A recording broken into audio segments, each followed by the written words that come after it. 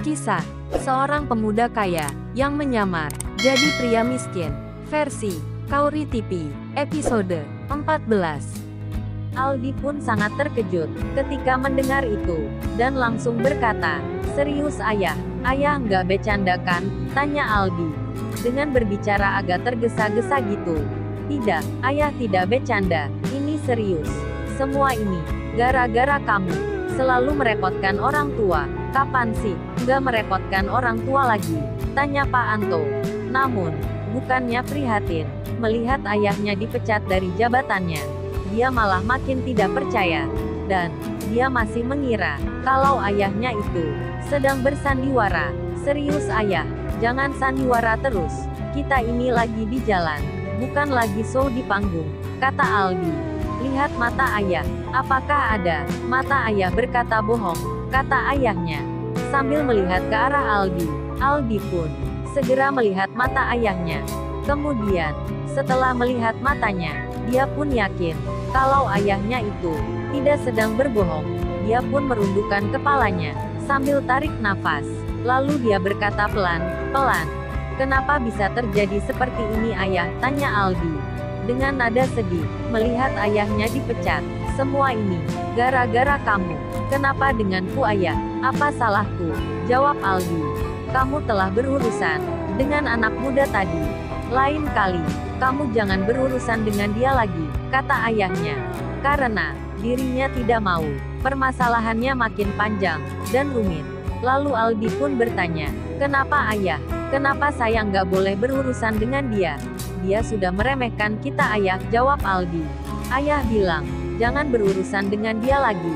Kalau kata ayah jangan, maka jangan," kata ayahnya, yang menjawab dengan sedikit kesal. Emang sebenarnya dia siapa ayah? Sepertinya, ayah begitu takut sekali. Kemana ayah yang dulu? Ayah yang selalu berani, dan tidak takut pada siapapun, jawab Aldi. "Pokoknya, kamu jangan berurusan dengan dia lagi. Titik," kata ayahnya. "Tolong ayah, jangan buat aku penasaran. Siapa dia sebenarnya? Biar aku tahu kenapa alasan ayah, sehingga ayah takut padanya. Dan biar aku juga tidak berurusan dengan dia lagi," kata Aldi. "Intinya, kamu jangan berurusan dengan dia." Kenapa ayah nggak mau cerita? Karena ayah diamanatkan oleh pimpinan ayah agar tidak membuka identitas pria yang tadi kita temui bersama. Kalau ayah tidak bisa menjaga amanah ini, ayah dipecat total dari perusahaan, jawab ayahnya. Ketika mendengar penjelasan itu, Aldi pun jadi mengerti dengan posisi ayahnya, karena ayahnya dapat amanat dari sang pemimpin perusahaan. Aldi pun jadi pelan lagi dalam berbicara. "Maaf sebelumnya ayah, maksud ayah apa dengan kalimat dipecat total?" tanya Aldi. "Jadi tadi ada perjanjian bahwa ayah dipecat dari manajer itu hanya selama 1 bulan, dan selama 1 bulan itu ayah bekerja di kebun, menggantikan posisi pemuda tadi." "Loh, kok ayah menggantikan pemuda tadi?" kata Aldi. Dengan kaget gitu, hatinya pun mulai tidak terima. Ayahnya diperlakukan seperti itu. "Iya anakku, ini tidak bisa dibiarkan ayah. Ayah harus lawan. Ayah jangan diam saja," kata Aldi. "Sabar anakku, sabar. Jadi, meskipun ayah bekerja di kebun, tapi gaji ayah tetap dengan gaji ayah menjabat seperti manajer. Hanya saja, posisi kerjanya yang berbeda," kata ayahnya. "Oh gitu. Sebenarnya saya heran.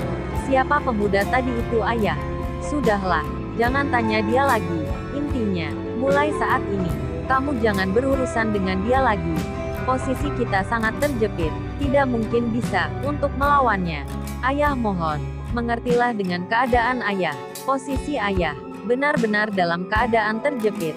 Tidak bisa berbuat apa-apa.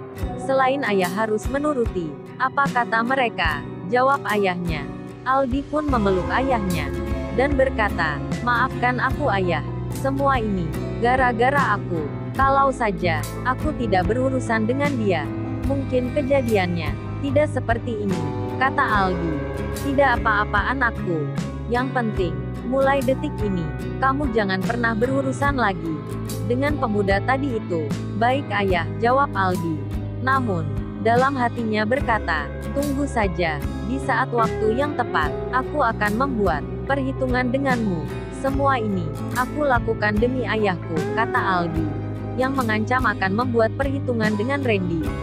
Karena, dirinya tidak terima, melihat ayahnya diperlakukan seperti itu. Kemudian, Brian berkata, kalau gitu, Al, saya pamit pulang duluan ya, kata Brian. Iya silahkan nak, kata ayahnya Aldi. Lalu, Brian pun menyalakan kendaraannya dan meninggalkan tempat tersebut. Begitu juga Aldi. Dia diajak ayahnya agar pulang ke rumah. Kamu mau kemana lagi? Tanya ayahnya. Saya nggak kemana-mana ayah, jawab Aldi. Ya sudah, kalau nggak kemana-mana, kita pulang, kata ayahnya. Iya ayah. Lalu, mereka pun masuk ke dalam mobil. Kemudian, langsung menyalakan mesin, dan langsung berjalan menuju ke rumahnya. Sementara Randy, saat ini, baru saja tiba di rumah Bihana.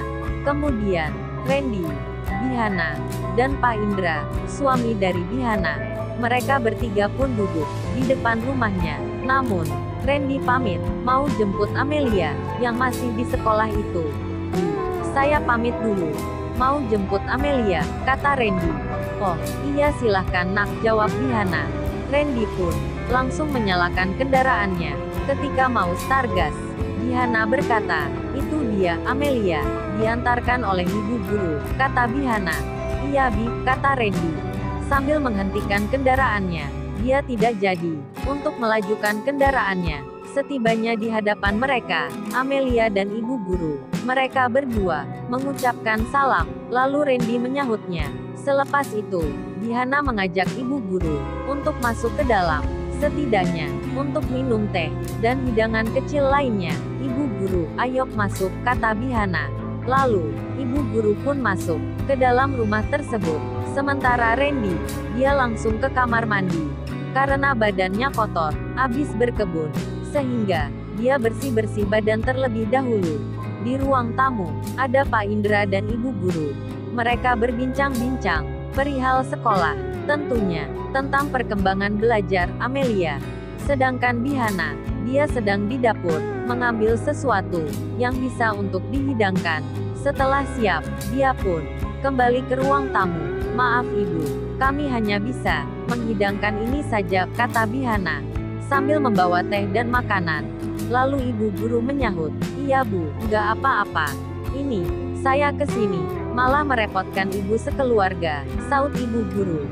Tidak kok bu, silahkan diminum teh manisnya, kata Pak Indra. Ibu guru pun mencicipi makanan dan meminum teh manisnya.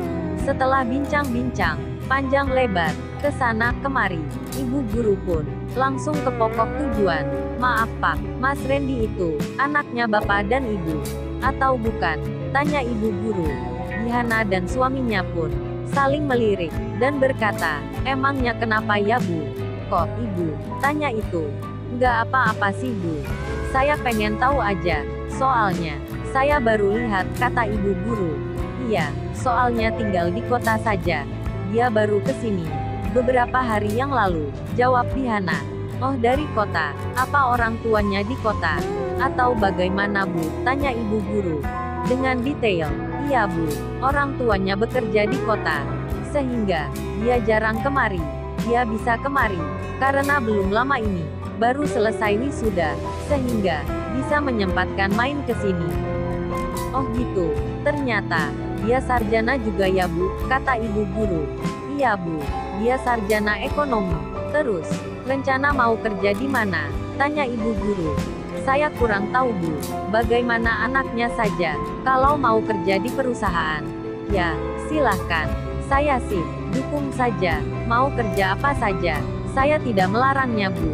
Karena, kalau bekerja yang tidak disukai, akan menjadi beban untuknya, jawab Bihana. Iya, betul bu, bekerja harus sesuai dengan hobi, agar bekerja dengan hati, kata ibu guru. Iya bu, tadi saja, dia ikut kerja di kebun. Oh, ya, kata ibu guru, dengan kaget gitu. Pria tampan, putih, bersih, mau bekerja di kebun. Iya benar bu, ini, kami baru pulang dari kebun, kata Bihana. Oh ya bu, tumben masih siang udah pulang. Kalau nggak salah, biasanya sampai sore Bu, tanya ibu guru. Iya, karena tadi, bos perusahaan datang ke kebun. Terus, beliau ngasih kami cuti. Jadi, kami langsung pulang. Setelah diinformasikan bahwa kami diberi cuti. Oh, seperti itu, kata ibu guru.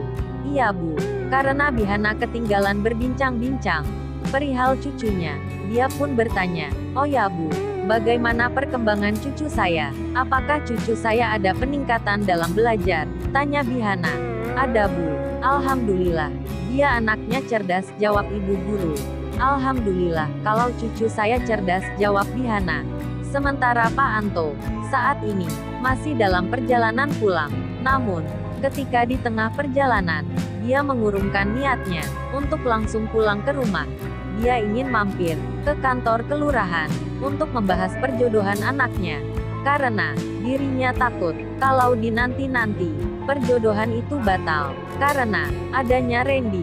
Apalagi sebelum-sebelumnya Aldi telah berkata bahwa hubungannya dengan Rindu Pujawati sudah renggang karena adanya Randy. Padahal sebenarnya renggang itu bukan karena Randy, karena memang Rindu Pujawatinya tidak menyukai Aldi. Namun Pak Anto, di hari ini, dia ingin mempercepat perjodohan itu. Lalu, bagaimana kisah selanjutnya? Subscribe channel ini untuk mengikuti episode berikutnya. Terima kasih.